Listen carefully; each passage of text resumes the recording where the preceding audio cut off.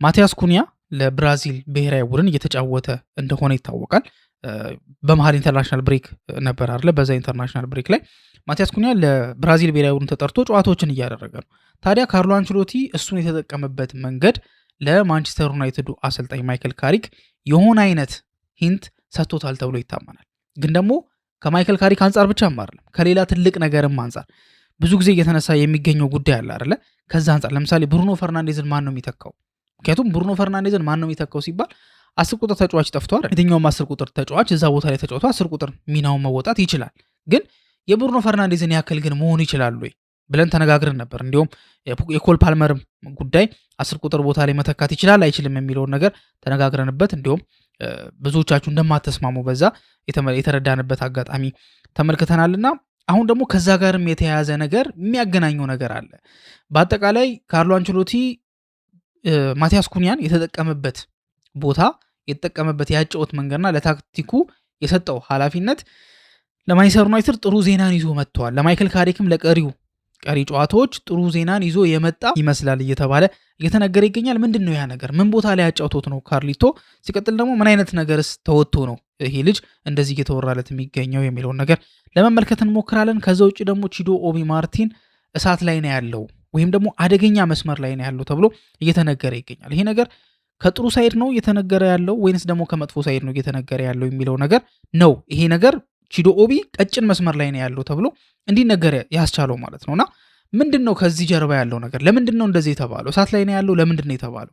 ቀጭን መስመር አለች፣ እሷ መስመር ላይ ነው ቺዶ ኦቢ እየተመላለሰ የሚገኘው። ያቺ መስመር ላይ ደግሞ አይቆይምና የሆነ ነገር መደረግ አለበት ተብሎ እየተነገረ የሚገኘው ነገር ከምን አንጻር ነው የሚለውን ነገር ለመመልከት እንሞክራለን። የአንደር 21 ኮች የሆነው አደም ላውረንስም ስለዚህ ጉዳይ የተናገረው ነገር አለና ከዛ ጋር አያይዘን አሞሪምም ከተናገራቸው ነገሮች ጋር ጨመቅ አድርገን ስለ ቺዶ የምናወራው ነገር ይኖራል። ከዛ ውጭ ደግሞ ማንቸስተር ዩናይትድ እንደሚታወቁ አፒል ማድረጉ ይታወቃል። ከበርንማውዝ ጋር በተደረገው ጨዋታ ስቱዋርት አትዌል በወሰነው ውሳኔ ደስተኛ ስላልሆኑ ማንቸስተር ዩናይትዶች ጥያቄ አቅርበው ነበር ወይ ደግሞ ይግባኝ ጠይቀው ነበርና ያ ይግባኝ መልስ አግኝቷል። መልሱ ምንድን ነው የሚለውን ነገር ያው ዜና ላይ ሰምታችሁታል ብዬ አስባለሁ። ግን ደግሞ ከምን አንጻር ነው ይሄ ነገር ሴንስ ይሰጣል ወይስ ደግሞ አይሰጥም? ምንስ ነው የተባለው? ሂደት ውስጥ ምን የሚል ነበር የሚለውን ለመመልከት እንሞክራለን። ብቻ እስከ ፕሮግራሙ መጨረሻ ድረስ አብራችሁን እንድትቆዩ ጋብዘናችኋል። የማንቸስተር ዩናይትድ ተጫዋች የሆነው በ10 ቁጥር ቦታ ላይም በማንቸስተር ዩናይትድ ቤት በኩል ደግሞ በግራ ክንፍ የማጥቃት ቦታ ላይ እየተሰለፈ የሚገኘው ማቲያስ ኩኒያ በብራዚል ብሔራዊ ቡድን ጥሩ የሚባል እንቅስቃሴ ነው እያደረገ የሚገኘው። ካርሎ አንቸሎቲም ደግሞ ደጋግሞ የጨዋታ እድል እየሰጠው ነው የሚገኘው። በፈረንሳይ በተሸነፉበትም ጨዋታ ላይ እድል ሰጥቶት ነበረ። ከክሮሺያ ጋር በነበረውም ጨዋታ ሌላ እድል ሰጥቶት ነበርና ማቲያስ ኩኒያ የካርሊቶ የቡድን ስብስብ ወሳኝ ከሚባሉ ተጫዋቾችና ዓለም ዋንጫው ላይ የተለየ ጥቅም ሊሰጡ ይችላሉ ተብለው ከሚታሰቡ ተጫዋቾች መካከል እንደሚጠቀስ በእነዚህ ጊዜያቶች ላይ መመልከት እንችላለን ብዬ አስባለሁ። ግን ካርሎ አንቸሎቲ በእነዚህ ሁለት ጨዋታዎች ላይ ማቲያስ ኩኒያን የተጠቀመው በሁለት የተለያየ አይነት ሚና ነው። የተለያየ አይነት ቦታ ላይ ነው እንዲጫወት ያደረገው። ሲቀጥል ደግሞ ሚናውንም ደግሞ ከተመለከት ነው የተለያየ አይነት ሚና ነው ሲወጣ የነበረው። የተለያየ አይነት ሚና ነው ሲወጣ የነበረው። ቦታውም ደግሞ የተጫወተበትን ቦታ ሌላ ነውና ከማንቸስተር ዩናይትድ ጋር ምን የሚያገናኘው ነገር አለ? ለማንቸስተር ዩናይትድስ የሚሰጠው መልእክት ምንድን ነው የሚለውን ነገር ነው የምንመለከተው። ታዲያ ማቲያስ ኩኒያ መጀመሪያ ላይ እንደሚታወቀው ከፈረንሳይ ጋር በነበረው ጨዋታ ላይ በስትራይከርነት ነበር የተጠቀመው ካርሎ አንቸሎቲ። ስትራይከር ማለት ንጹህ 9 ቁጥር ሳይሆን ወደ ክንፍም እየወጣ 9ም እየሆነ እንደምታውቁት በዛ በብራዚል ላይክ እንደ ብራዚል የክንፍ ተጫዋች በጣም በቃ የተጨናነቀ የክንፍ ተጫዋች ያላት ናሽናል ቲም መኖሩን እጠራጠራለሁ። ማለት አሁን ፈረንሳይ ልትሉኝ ትችላላችሁ፣ ግን ፈረንሳይ ላይ 9 ቁጥር ተጫዋችም አላቸው። ብራዚል ላይ ዛትማች ያን ያህል 9 ቁጥር ተጫዋች የላቸው፣ ብዛት የላቸው አይደለ? ምክንያቱም ኢጎር ቲያጎ ነው የ9 ቁጥር ቦታ ላይ ገብቶ ጨዋታ አድርጓል። የመጀመሪያ ጎል ነው ማስቆጥሯል። ኢጎር ቲያጎ ጥሩ ተጫዋች አይደለም እያልኳችሁ አይደለም፣ ግን አስቡት ባርሴሎና ቤት 9 ቁጥር ተጫዋች ጠፍቶ ነው ብራዚላዊ፣ ሪያል ማድሪድ ቤት 9 ቁጥር ተጫዋች ጠፍቶ ነው ብራዚላዊ። ላይክ በትልቅ ደረጃ ማንቸስተር ዩናይትድ ቤት፣ አርሰናል ቤት፣ ቼልሲ ቤት፣ ማንቸስተር ሲቲ ቤት አይደለ ሊቨርፑል ቤት ተጫዋች በዛ ደረጃ የሚጫወት 9 ቁጥር ተጫዋች ጠፍቶ ነው ኢጎር ቲያጎ እንደ 9 ቁጥር አማራጭ እየተወሰደ የሚገኘው የሚል ትልቅ ጥያቄ እየተነሳ ነው የሚገኘው። ስለዚህ በዛ በክንፍ ቦታ ላይ ተጫዋቾችንም ለመቀነስ እንደዚሁም ደግሞ ያሉትን ተጫዋቾች ደግሞ ቢካዝ ብዙ ኳሊቲ ነው ያለው ብራዚል ደግሞ ብዙም ያን ያህል ኳሊቲ የላትም ከሚባሉበት ቦታዎች መካከል ደግሞ የ9 ቁጥር ቦታው እንደሆነ ይታወቃል እንዳልኳችሁ። ስለዚህ ያንን የክንፍ ቦታ እንዴት አድርጌ ልጠቀመው ብሎ ካርሊቶ ያው እንደሚታወቀው ልምድ ያለው አሰልጣኝ ነው። ማን ማኔጅመንት ላይ በጣም የሚችል አሰልጣኝ ነው። ጥሩ የኮቺንግ ብቃትም እንዳለው አንድ ጊዜ እንዲሁም ጋሬዝ ቤል በአንድ ኢንተርቪው ላይ ተናግሮ ነበረ። ብዙ ጊዜ ካርሎ አንቸሎቲ ስለ ማን ማኔጅመንቱ ነው የሚነሳው። ኦፍኮርስ ማን ማኔጅመንት ላይ ፐርፌክት ነው፣ ግን ደግሞ የኮቺንግ አቢሊቲውም ግን ቀላል የሚባል አይደለም። አሁን እንዲሁም የእሱ ልጅ ታክቲካል ጉዳዮችን ማለት የኮቺንግ ጉዳዮችን ይዞ ነው እንጂ በፊት ካርሊቶ ራሱ በያዘ ሰዓት ላይ የጨዋታ አቀራረቡ በጣም የሚያስደንቅ ነበር ብሎ የመሰከረበት አጋጣሚ አለና ካርሎ አንቸሎቲ ጀስት ማኔጂንግ ብቻ ሳይሆን ኮቺንግ ላይ ራሱ ቀላል የሚባል ሰው እንዳልሆነ የሚታወቅ ነገር ነው።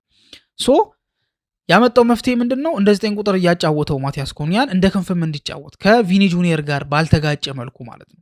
ባልተጋጨ መልኩ እንደዚሁም ደግሞ እሱ ብቻ አይደለም፣ ራፊኒያም እንደሚታወቀው የክንፍ ተጫዋች ነው። ጥሩ የክንፍ ተጫዋች ነው ሁላችሁም እንደምታውቁት። ስለዚህ ያን ነገር ማኔጅ ለማድረግ ነበር የሞከረው። ሆኖም በዛ ጨዋታ ላይ ተሸንፈው ነበር። ሁለተኛው ጨዋታ ላይ ግን ከክሮኤሽያ ጋር በነበረው ጨዋታ ላይ ካርሎ አንቸሎቲ ለየት ያለ ነገር ለመሞከር ፈለጉ። የብራዚል ጥያቄ የሚነሳባቸው ቦታዎች ቅድም 9 ቁጥር ቦታ ላይ ብያችሁ ነበር አይደል? ከ9 ቁጥር ቦታው ባልተናነሰ መልኩ የ8 ቁጥር ቦታ 6 ቁጥር ቦታ ላይ ጥያቄ ይነሳል። ካሴሚሮ ነው አሁንም ስቲል እዛ ቦታ ላይ ያለው። ካሴሚሮ ጥሩ ተጫዋች አይደለም እያልኩኝ አይደለም፣ ግን ስቲል ሌላ ሪፋይንመንት ግን ይፈልጋል እዛ ቦታ ላይ። ሶ በዛ ቦታ ላይ የተጫወቱ የሚገኙ ተጫዋቾችን ደግሞ ካርሎ አንቸሎቲ በተለያየ መንገድ ነው መጠቀም የሚችሉት። ሶ ምን ሞከሩ? ማቲያስ ኩኒያን በግራ 8 ቁጥር ቦታ ላይ በሶስት አማካኝ በሚጫወቱበት ሰዓት ላይ በግራ 8 ቁጥር ቦታ ላይ እንዲጫወት አደረገ። ሶ ምንድነው ታዲያ ለየት የሚያደርገው? ግራ ክንፍ አጥቂ ላይ ሲጫወት ነበር ይህ ልጅ። 10 ቁጥር ቦታ ላይ ሲጫወት እንመለከተዋል። 9 ቁጥር ሆኖ ሲጫወት እንመለከተዋል። ታዲያ ምንድነው አዲስ ያደረገው? በግራ ሚድፊልድ ላይ ቢጫወት ምንድነው አዲስ የሚያደርገው የሚለውን ነገር ስንመለከት ልዩነቱ ምንድነው? የግራ ሚድፊልድ ላይ ሲጫወት ይህ ልጅ በዋናነት ይሄ ኦፍ ዘ ቦል ያሉ እንቅስቃሴዎችን ነው የሚወጣው። እሱ እዛ ቦታ ላይ የማጥቃት ሚና የሚሰጠው ከኳስ ጋር ሲሆን ነው፣ ከኳስ ውጭ አይደለም።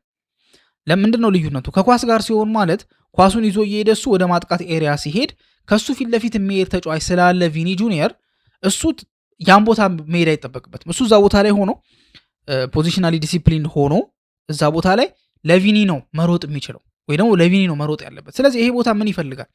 የተለየ ወርክ ሬት ይፈልጋል፣ የተለየ እንቅስቃሴ፣ በጣም መልፋትን ይፈልጋል። ማቲያስ ኩኒያ ወደ ማንቸስተር ዩናይትድ ቤት ከመምጣቱ በፊት ሲታማበት የነበረው አንድ ነገር ምንድን ነው? ትራክ ባክ ሩጫዎቹ ጥሩ አልነበሩም፣ ወርክ ሬቱ ላይ ጥያቄ ይነሳል የሚል ነበር። ማንቸስተር ዩናይትድ ቤት ከመጣ በኋላ ግን ያን ጉዳይ ያየንበት አይደል። በጣም የሚለፋ ተጫዋች ነው። ማንቸስተር ዩናይትድ ቤት ብሩኖ ፈርናንዴዝ እንደሚለፋው ያክል በቃ ትራክ ባክ ሲያደርግም ምንም ሲል እያንዳንዷን ኳስ በፓሽን ነው የሚታገለው። እያንዳንዷን ፓስ ማሸነፍ አለብኝ ብሎ አስቦ የሚጫወት ተጫዋች ነውና ይሄ ነገር እሱን አይገልጾም። ሶ ወርክ ሬቱን እያመጣ ነው ያለው። በዚህኛውም ጨዋታ ላይ ኢፌክቲቭሊ የተወጣው ነገር ወርክ ሬቱ ላይ ነበር። በቃ ለቪኒ ነበር ሲሮጥ የነበረው። አብዛኛው እንቅስቃሴው ከኳስ ጋር አልነበረም፣ ከኳስ ውጭ ነበር አብዛኛው እንቅስቃሴ። ግን እንደዛም ሆኖ ግን ካርሎ አንቸሎቲ ተደስተውበት ነው የወጡት። ቢካዝ በዛ ጨዋታ ላይ በጣም ምርጥ ነበር። ቪኒ ጁኒየር ሻይን እንዲያደርግ አድርጎት ነበር። በግራ 8 ቁጥር ቦታ ላይ የሚጫወቱ ተጫዋቾች ለክንፍ በኩል ለሚጫወቱት አጥቂዎች እንደ ድጋፍ ነው የሚሆኑላቸው። የመከላከል ስራውን ይሰሩላቸዋል፣ ኳስ ይዘው ይመጡላቸዋል፣ ፕሮግሬሲቭ ፓስ ድሪብል ለማድረግ በሚከብዳቸው ሰዓት ላይ እንደ አማራጭ ሆነው ይቀርቡላቸዋል። ዋን ቱ ፓስ አለ አይደለ? እሱን ያደርጉላቸዋል። እነዚህ ሁሉ ነገሮች ነው የሚወጡት። የግራ 8 ቁጥር ተጫዋች ለግራ ክንፍ አጥቂው፣ የቀኝ 8 ቁጥር ተጫዋች ደግሞ ለቀኝ ክንፍ አጥቂው። እንደዚህ አይነት ነገር ነው ሲስተሙ የሚሰራውና ይህን ነገር በደንብ አድርጎ ተወጡታል። ታዲያ ይህን መወጣቱ ከብሩኖ ጋር ምን አገናኘው የሚለውን ጥያቄ እንደምታነሱ እርግጠኛ ነኝ። የሚያገናኘው አንድ ነገር ምንድን ነው? ማቲያስ ኩኒያ አሁን የተወጣው ሚና ላይ ሩጫ ጨምሮበታል፣ ወርክሬት ጨምሮበታል፣ ለእያንዳንዱ አንተን ፋይት ማድረግ ጨምሮለታል። ምን ነበረበት በፊት የሚታወቀው? የሚገርም ድሪብለር ነው፣ የሚገርም ሹተር ነው፣ የሚገርም አሲስት አድራጊ ተጫዋች ነው። ይሄ ነገር እንዳለ ሆኖ ወርክሬትና ራኒንግን ደግሞ ያለ ድካም መሮጥን ሲጨመርበት ብሩኖ ፈርናንዴዝ ጋር እንዲጠጋ አድርጎታል። ስለዚህ ብሩኖ ፈርናንዴዝ ከሚተኩት ተጫዋቾች መካከል ወደ ውጭ ከማየት ይልቅ 10 ቁጥርን ቦታ ነው የለበሰው። ማቲያስ ኩኒያ የብሩኖ ፈርናንዴዝን ቦታ ሊይዝ የሚችልበት አጋጣሚ አለ። ኦፍኮርስ ብሩኖን መሆን አይቻልም፣ ግን አትሊስት ይጠጋል የሚሉ ሀሳቦች እየተነሱ ነው የሚገኙት። ካሪክም በቀጣይ ጨዋታዎች ላይ እሱን እንደሌላ እንደ አማካይ የአማካይነት ሚናን ጨምሮለት እንደዛ መጠቀም እንደሚችል የተወሰኑ ፍንጮችን የተመለከትንበት አጋጣሚ ስለሆነ ለካሪክም ጥሩ ነገር ነው፣ ለማንቸስተር ዩናይትድ ለፊውቸርም ደግሞ ጥሩ ነገር ነው ተብሎ ይታሰባል። ወደ ሁለተኛው ቶፒካችን በምንመጣበት ሰዓት ላይ ቺዶ ኦቢ ያለበት ቦታ ቀጭን መስመር ላይ ነው ያለው ወይ ደግሞ እሳት ላይ ነው ያለው ተብሎ የተገለጸው ለምንድን ነው የሚለውን ነገር ስንመለከት እንደሚታወቀው ቺዶ ኦቢ በዚህ ዓመት ለዋናው ቡድን ጨዋታ ማድረግ አልቻለም። ከአምናው በተቃራኒ ማለት ነው። ጨዋታ ማድረግ አልቻለም። ከማንቸስተር ዩናይትድ የቡድን ስብስብ ውስጥ ራሱ እየተገኘ አይደለም። አምና እንዳጀማመሩ ቢሆን ኖሮ ወይም ደግሞ 2024 ላይ ወደ ማንቸስተር ዩናይትድ ከመጣ በኋላ ከአርሰናል ጋር ተለያይቶ ትልቅ ከተጠበቀው ነገሮች መካከል አንደኛው ምንድን ነው? ወደ ዋናው ቲም ውስጥ የመግባት ቻንስ ይኖረዋል። የዋናው ቲም ቦታን ማግኘት ይችላል። በአንዴ አይደለም የሚያገኘው። ኦብቪየስሊ እዛ ቦታ ላይ በ17 ዓመቱ ነው አይደለ የመጀመሪያ ጨዋታውን ሲያደርግ የነበረውና ዋና ቦታ ይይዛል ብሎ ማሰብ ትንሽ ያስቸግራል። የተለየ አይነት ኤክሴፕሽናል ታለንት ያስፈልጋል። እንደዛም ሆኖ ተጫዋች አለመኖርንም ይጠይቃል። ላሚን ያማል በባርሴሎና ቤት በዛ እድሜው ኃላፊነት እንዲሸከም ካደረጉት ሪዝኖች መካከል ዋነኛው የሊዮኔል ሜሲ አለመኖር ነው ይባላል። ቢካዝ ሊዮኔል ሜሲ ስለሌለ በዛ ቦታ ላይ ባርሳ ብቁ ተጫዋች አልነበረውም። ራፊኒያ ነበር በዛ ቦታ ላይ ጮቴ የነበረው። ራፊኒያ ደግሞ ከቀኝ ይልቅ በግራ ክንፍ በኩል ሲጫወት ነው የሚሻለው። ሶ ላሚን ያማል ታይም አገኘ ማለት ነው። ታይሙን ግን በአግባቡ ተጠቀመበት። ልጁም ደግሞ አቅም ያለው ተጫዋች እንደሆነ ይታወቃል እና በአግባቡ ነው ያንን እድል መጠቀም የቻለው። ስለዚህ ቺዶ ቀጥታ ይገባል ማለት አይደለም፣ ግን ተስፋዎች ግን ነበሩ። ሲመጣ ታዲያ ጨዋታዎችን አድርጎ ነበረ። እንዲሁም ከብሬንትፎርድ ጋር አዌ ማች የመጀመሪያ የጀመረው ከቶተናም ጋር ነበር፣ ግን የመጀመሪያ ቋሚ ሆኖ የጀመረው ከብሬንትፎርድ ጋር ነበር። አዌ ማች ነበረ። በ17 ዓመት ከ156 ቀን በፕሪሚየር ሊጉ የመጀመሪያ ጨዋታውን ያደረገ ለማንቸስተር ዩናይትድ በጣም ይሄ ወጣቱ ተጫዋች ሆኖ ነበር ማለት ቋሚ ሆኖ የጀመረ ማለት ነውና ከዛ በኋላ 8 ያክል ሲኒየር ጨዋታዎችን ማድረግ ችሎ ነበር አምና። ስለዚህ ይህ ልጅ ጥሩ እንቅስቃሴ ላይ ነበር። ከዛ ግን በአንዴ ደግሞ በአንድ ዓመት ልዩነት ውስጥ ደግሞ አክቹዋሊ አንድ ዓመትም አይደለም አንድ ዓመት ባልሞላ ልዩነት ውስጥ ደግሞ መልሶ የወጣት ቡድን ውስጥ ነው እየተጫወተ የሚገኘው። የወጣት ቡድን ውስጥም አመርቂ የሚባል እንቅስቃሴ አልነበረም የነበረው። አመርቂ አልነበረም እንቅስቃሴው። ታዲያ ምንድነው ቀጭን መንገድ ላይ ነው ያለው የተባለው? ይሄ ሰዓት አጭር ሰዓት ነው ይላሉ ባለሙያዎች። የትኛው ሰዓት? አንድ ተጫዋች በወጣት ቡድኑና በዋናው ቡድን መካከል የሚቆይበት አላ ወጣት ቡድኑ ጋር ነው ብዙ ጨዋታ የሚያደርገው። አቅሙ ግን ጥሩ ስለሆነ ወደ ዋናው ቡድንም የማደግ ተስፋ አለው። እዚህ ቦታ ላይ እያለ እየወላወለ የሚቀር ከሆነ በኋላ ላይ ለወጣቱ ቡድን እንዳይሆን እድሜው ያልፍበታል። ለዋናው ቡድን እንዳይሆን አቅሙ የለም። እድሜ ያለው ግን አቅሙ የለም።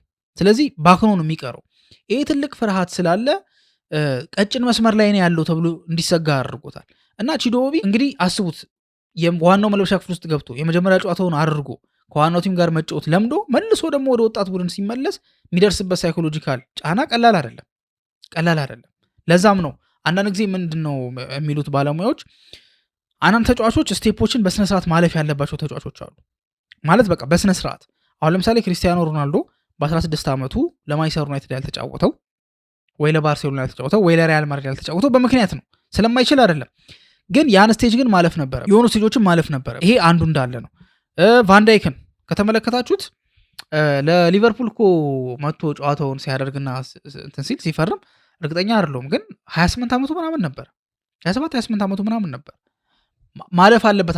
አንዳንድ ተጫዋቾች ስቴጆች አሏቸው። አንዳንድ ኤክሴፕሽናል የሆኑ ተጫዋቾች ግን በአንዴ ወደ ዋናው ቲም ማግባት ይችላሉ። ግን ሲገቡ ግን እነዚህ ተጫዋቾች ኤክሴፕሽናል ካልሆኑ ግን ማለፍ ያለባቸውን ስቴፕ ማለፍ ስላልቻሉ ይዳከማሉ። ልክ አንድ ተማሪ ጎበዝ ተማሪ ነው ተብሎ 3ኛ ክፍል እየተማረ ደብል መጥቶ ወደ ቀጣዩ ክፍል ቢያልፍ ኤክሴፕሽናል ከሆነ ይሄ ልጅ ይቀጥላል። በዛው እስከ ስንት እንደሚቻል አላስታውስም፣ ግን እስከሚቻልበት ድረስ ደብል እየመታ ሊሄድ ይችላል። ኤክሴፕሽናል ከሆነ በዛው በአቅሙ ይቀጥላል። 9ኛ ክፍልም ጥሩ ተማሪ ይሆናል፣ 10ም ጥሩ ተማሪ ይሆናል፣ ግቢ ገብቶም ጥሩ ተማሪ ይሆናል። ግን እንደሚባለው እንደተገመተው ኤክሴፕሽናል ካልሆነ ግን ደብል ሲመታ የትምህርት አቅሙ ይቀንስበታል። ኤክሴፕሽናል አይደለም ይልጅ ማለፍ አለ። ልጁ እኮ ጥሩ ተማሪ እኮ ነው፣ ግን ስቴፖቹን ማለፍ ነበረበት። 2ኛ ክፍልን በደንብ 1 ዓመት መቆየት ነበረበት። 3ኛ ክፍል 1 ዓመት መቆየት፣ 4ኛ ክፍል 1 ዓመት መቆየት ሲኖርበት በ1 ዓመት በ2 ዓመት ውስጥ ደብል እየመታ ሲያልፍ ይሄ ልጅ ኤክሴፕሽናል ስላልነበር አጉል ይሆናል። ተጫዋቾቹም ጋር ተመሳሳይ ነገር ነው ያለው። ልክ ለምሳሌ አሁን ሉዊስ ስኬሊ እና ፊል ፎደን ጋር የሚነሳ ነገር አለ። ስኬሊ በአንድ የአንደር 21 ሳይጫወት ነው ለዋናው የእንግሊዝ ብሔራዊ ቡድን የመጀመሪያ ጨዋታውን ማድረግ የቻለው። ፊል ፎደንም የሚነሳበት አንዱ ነገር እንደዚህ እየወላወለ የሚገኘው ማለፍ የነበረበትን ስቴፕ ስላላለፈ ሊሆን ይችላል እያሉ እያነሱ ይገኛሉ። እና ምናልባት ቺዶ ኦቢ ከነዚህ ተጫዋቾች መካከል እንዳይሆን ተሰግቶ ነበር።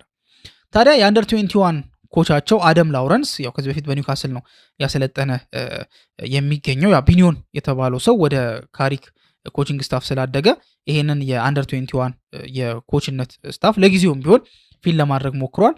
ያው ካሪክ የማይቀጥል ከሆነ ትራቪስ ቢኒዮን መጥቶ ይሄንን ኮችነት ሚናውን ይወጣል ተብሎ ይጠበቃል። ብቻ አደም ላውረንስ እንደተናገረው ከሆነ ቺዶ እንዲሁም ጥሩ ነው ሃንድል እያደረገው የሚገኘው እና ከደረሰበት ጫና አንጻር እሱ እንዲሁም ክረሽ እየሆነ አይደል፣ እንዲሁም ጠንካራ ልጅ ነው፣ ክሬዲት ሊሰጠው ይገባል፣ ጠንክሮ እየሰራ ነው ምናምን ብሎ በደንብ አድርጎ ነበር እያደነቀው እያወራው የነበረው። በቅርብ ኢንተርቪው ሰጥቶ ነበር፣ ከረጅም ጊዜ በኋላ ነበረ ኢንተርቪው የሰጠው። ከዚህ በፊትም ማንቸስተር ዩናይትድ ቤት የሰራ ሰው ነው፣ ተመልሶ ነው አሁን የመጣው ከኒውካስል እና ስለሱ እያነሳ ነበር። እና አንድ ደግሞ ዴይሊ ሜል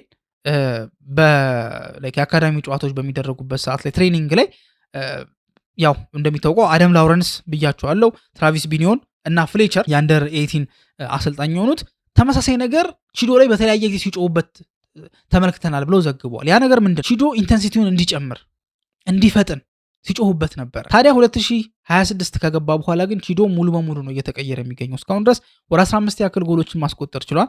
9 ያክል ጎሎችን በፕሪሚየር ሊግ ብቻ በወጣት ቲሙ ነው የምላችሁ ማስቆጠር የቻለ ተጫዋች ነው። ታዲያ ይሄ ነገር ከምን ጋር ተያይዘዋል? አንዳንዴ ቆንጠጥ መደረግ ያስፈልጋል። ማንቸስተር ዩናይትድ በልጁ ምን ያህል እንደሚያመን የሚታወቀው በውሰት አለክም በማለቱ ነው። ግን ቆንጠጥ ማድረግ ያስፈልጋል። ቆንጠጥ ሲደረግ ነው ልክ ልጅ እንደሚያሳድግ ወላጅ ማለት ነው። ሰፖርቲቭ የሚሆንበት ጊዜ ያለ ወላጅ፣ ከዛ ደግሞ ቆንጠጥ የሚያደርግበት ጊዜ ያለ። አሁን ቺዶ ኦቢ እንዲተርፍ ከተፈለገ ቆንጠጥ ማድረግ ያስፈልገው ነበረ። ለዛም ነው አሁን ኢፌክቲቭ እየሆነ ያለው። ሩበን አሞሪም በአንድ ወቅት ፐብሊካሊ ክሪቲሳይዝ አድርጎት ነበር አይደል? ኢንታይትልመንት አለባቸው የማንቸስተር ዩናይትድ አካዳሚ ተጫዋቾች ብሎ ማለት ነው። ከዛ ሲያስጨንቁት ምን ብሎ ነው የጠየቀው? እንዴ ሁልጊዜ እኮ ኤቭሪ እኮ ስትሮንግ ወርድ ባድ ወርድ አይደለም ብሎ ተናግሮ ነበር።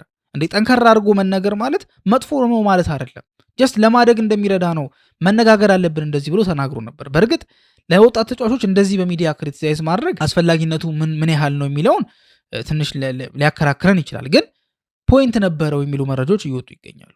ስለዚህ ቺዶ ኦቢ ላይም አሁን እየተጠቀሙ ያሉበት አያያዝ ሞር ልጁን ቆንጠጥ ማድረግና የተሻለ እንዲሆን ለማድረግ ነው ጥረት እያደረጉ የሚገኙትና በተወሰነ መልኩ የሰራላቸው ይመስላል። ልጁ አሁን ባለው ፐርፎርማንስ አሪፍ እንደሆነና ለቀጣይ ዓመት ለሲኒየር ቲሙ ቦታ ሊያገኝ እንደሚችል ተገምቶለታል። በመጨረሻ የምናነሳው ነገር አጠር አድርገን የምናነሳው ጉዳይ ምንድን ነው? ስቱዋርት አትዌል የወሰነው ውሳኔ ማንቸስተር ዩናይትዶች ተቃውሞት ነበር እና ይግባኝም ጠይቀው ነበር። ድጋሚ ታይቶ ነበር። የማንቸስተር ዩናይትድ ጉዳይ አፒል ከተደረገ በኋላ ድጋሚ ታይቶ ነበር። በፕሪሚየር ሊግ ኪማች ኢንሲደንት ፓነል በሚባለው ተቋም እየታየ ነበር።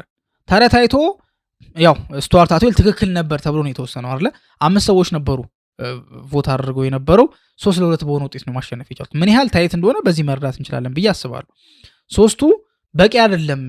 ትሩፈርት አማር ላይ ኤግዘርት ያደረገው ፎርስ በቂ አልነበረም፣ ወይ ደግሞ ፋውል የፔናልቲ ፋውል ለማስባል የሚያስፈልገውን እንትን የሚያሟላ አይደለም፣ መጠኑን የሚያሟላ አይደለም፣ ከዛ በጣም ያነሰ ነው ብለው የተናገሩ ሲሆን በተቃራኒው ደግሞ ሁለቱ ደግሞ አይ ይሄ በጣም ኤክሰሲቭ ነው፣ እንደዚህ መጠቀም አልነበረበትም፣ ከኳስ ውጪም ነው፣ ስለዚህ ፔናልቲ መሆን ነበረበት ብሎ ነበር በጽሙ ተከራክሮ የነበረው። በመጨረሻም ግን 3-2 በሆነ ውጤት ነው ማሸነፍ የቻሉት 3ቱ የፕሪሚየር ሊግ የማች ኢንሲደንት ፓነል አባላት የሚወስኑት ማለት ነው። አይ ትክክል ነው ስቱዋርት አትዌል ይላሉ፣ ሁለቱ ደግሞ ትክክል አይደለም ብለው ውሳኔ ማሳለፋቸው ተሰምቷል ማለት ነው። ታዲያ ስለዚህ ውሳኔ እናንተ ሀሳብ ምንድን ነው የሚለውን ስለ ቺዶ ኦቢ እና ደግሞ ማቲያስ ኩኒያ ያላችሁም ሀሳብ ምንድን ነው የሚለውን ነገር ኮሜንት ሴክሽን ላይ ታስቀምጡልን ጠይቃችኋለን። እስካሁን ድረስ አብራችሁን ስለቆያችሁ እናመሰግናለን። በቀጣይ ፕሮግራም እስከምንገናኝ ድረስ መልካም ጊዜ ነው።